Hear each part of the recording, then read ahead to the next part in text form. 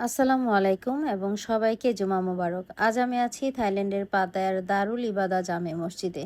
অনেকেই মনে করেন থাইল্যান্ড যেহেতু একটা নন মুসলিম দেশ, তাই এই দেশে হয়তো এখানে মুসলমানদের জন্য ইবাদতের সুযোগ খুবই কম।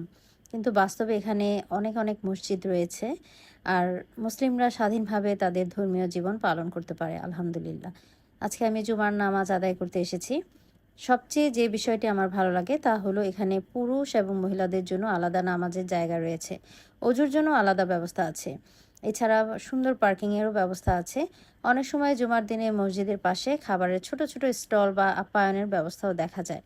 একজন মুসলিম নারী হিসেবে এই বিষয়টি আমার কাছে খুবই ভালো লাগে। আমি যখন ইচ্ছা মসজিদে এসে শান্ত নিরিবিলি পরিবেশে নামাজ পড়তে পারি। জুমার দিন তো আরও ভালো লাগে, কারণ অনেক অনেক মুসলিম বোনেদের সাথে দেখা হয়ে যায়। সবাই মিলে একটা সুন্দর ইসলামী পরিবেশ অনুভব করা যায়। এখানে একটি ইসলামিক বিষয় উল্লেখ করা দরকার। মহিলাদের জন্য জুমার নামাজ ফরজ নয়। যদি কোনো নারী বাসায় জোহরের নামাজ আদায় করেন সেটাই যথেষ্ট এবং শরীয়ত সম্মত। তবে যদি তিনি শালীনতা বজায় রেখে পর্দা রক্ষা করে এবং কোনো ফিতনার আশঙ্কা ছাড়া মসজিদে যান, তাহলে ইসলাম এতে বাধা দেয় না। রাসূলুল্লাহ সাল্লাল্লাহু আলাইহি সাল্লাম বলেছেন, তোমরা আল্লাহর বান্দীদের অর্থাৎ নারীদের আল্লাহর মসজিদে যেতে বাধা দিও না। সহিহ বুখারী ও সহিহ মুসলিম থেকে নেওয়া। অর্থাৎ নারীরা চাইলে মসজিদে গিয়ে জামাতে অংশ নিতে পারেন, আবার ঘরে নামাজ পড়লেও তারা পূর্ণ সওয়াবের আশা করতে পারেন। দুইটাই ইসলামের দৃষ্টিতে বৈধ। আমার কাছে ইসলামের এই ভারসাম্যপূর্ণ সৌন্দর্যটা ভালো লাগে। ইসলাম কখনো কষ্ট দিতে আসেনি, বরং মানুষের জীবনকে সহজ ও সুন্দর শান্তিময় করতে এসেছে। থাইল্যান্ডে এত বছর থাকার পর আমি এই বিষয়টি খুব কাছ থেকে দেখেছি। এখানে মুসলিম নারীদের জন্য ইসলামের ইবাদতের সুন্দর পরিবেশ তৈরি করা হয়েছে, যেটা সত্যি প্রশংসনীয়। কিন্তু আফসোস লাগে একটা জিনিস ভেবে, আমাদের অনেক মুসলিম ভাই বোনেরা, বিশেষ করে যারা বাংলাদেশ থেকে আসেন, যারা ইউটিউবার এবং ব্লগ ভিডিওগুলো করেন, তারা অনেকেই পাতায়ার খারাপ দিকগুলো তুলে ধরেন, যেটা খুবই দুঃখজনক।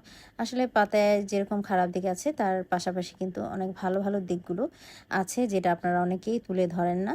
বাট এখন থেকে পাশাপাশি ভালো জিনিসগুলো তুলে ধরবেন।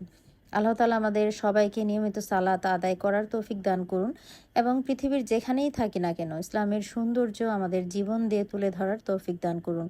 আসসালামু আলাইকুম ইয়া রাহমাতুল্লাহি ওয়া বারাকাতুহু। আর ছোট আরেকটি তথ্য দিয়ে যাচ্ছি।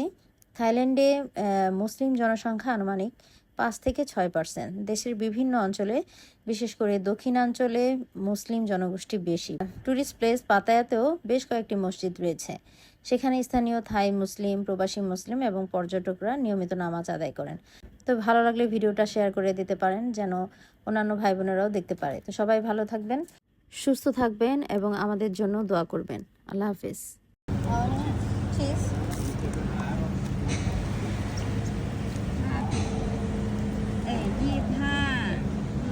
45 บาทจ้ะ